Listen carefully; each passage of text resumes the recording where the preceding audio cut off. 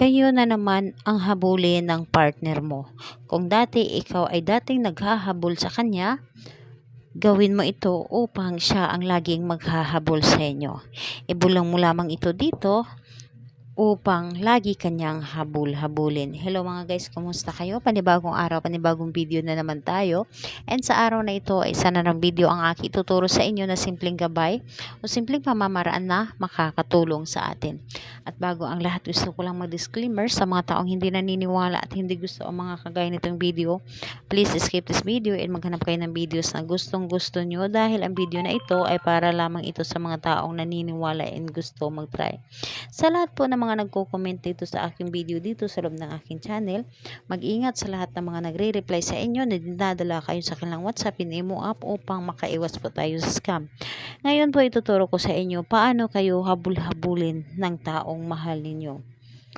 Ito ay simpleng pamamaraan ngunit napaka-epektibo nito. Gawin mo ito upang lagi kanyang habulin.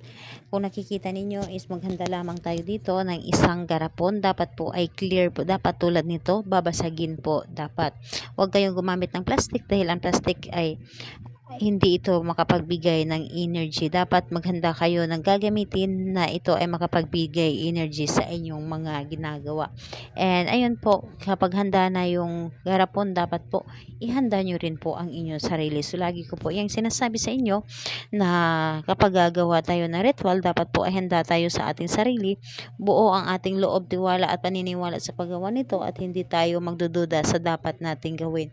So, kapag ready ka na, ay pwede mo na itong umpisahan. So, ang gagawin mo lamang dito, ibulong mo lamang dito ng 7 beses ang kanyang pangalan at apelyido. So, halimbawa po, pangalan, apelyido, habul-habulin mo ako. Pangalan, apelyido, habul-habulin mo ako.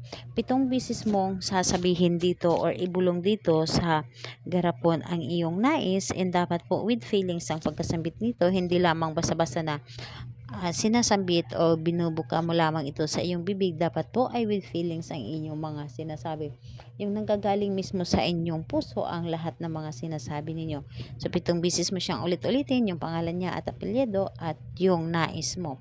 And asahan ninyo, ang ginawa ninyo ay mabilis itong gumana at kayo mismo ang makakaramdam sa inyong mga ginagawa na para bang ayaw na kayong pakawalan ng inyong minamahal o ang taong minamahal ninyo. Gawin ninyo ito upang kayo ang laging habul-habulin, dahil lahat naman tayo, lalo na kapag mga babae, lahat tayo ay gusto natin na tayo laging hinahabol-habol ng ating partner. So ayun po, gawin mo ito para lagi kang priority ng taong minamahal po ninyo, at kahit sino ay hindi ito hindi niya or babaliwalain niya dahil sa iyo.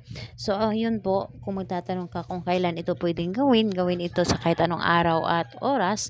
Basta nararamdaman po ninyo na para bang hinihila kayo na gawin ito at buo po ang inyong loob sa paggawa nito. So ayun po, ang garapon po ay itago nyo lamang ito kung saan ninyo pwedeng itago.